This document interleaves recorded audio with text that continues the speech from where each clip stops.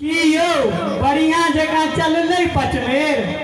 पचमेर में तो रसगुल्ला है, लालमोहन है, लड्डू है, गाजा है, बालूशाही से वो है, अलुआ है। ई करो ना सबके मुंह में गुड़ के ढेरी कर देलके, बुझलहक। एक मतलब ई सब तो आम बात भ गेले। आब ई पचमेरो पर आफत है, बुझलहक ने।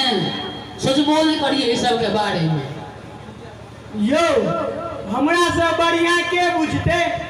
शहर के बकाल व्यापारी छोड़ कर गांव में आवा पड़ल है हमरा। तोरा लगा चारे का झेल गांव के आवे के अलावा।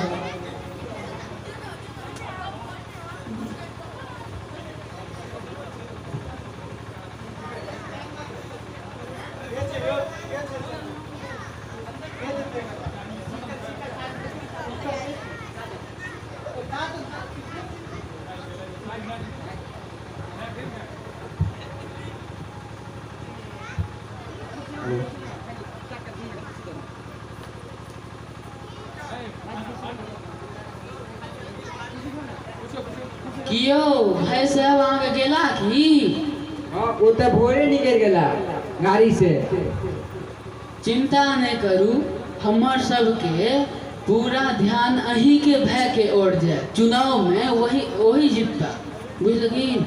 वो तो रिजल्ट लेला के बाद पता चलिए जाए। अहाँ नहीं गेलो? हमरा चूँकि किछु काज भ गेल छलै जरूरी, तै हम नहीं गेलहुँ। तो आब हम जाए के प्रयास कर रहल छी। देखो फोनो आबिए गेल। अब हम हाँ आबि गेलहुँ। हाँ ठीक है, अवश्य। हाँ भेंट हेबे करते। हाँ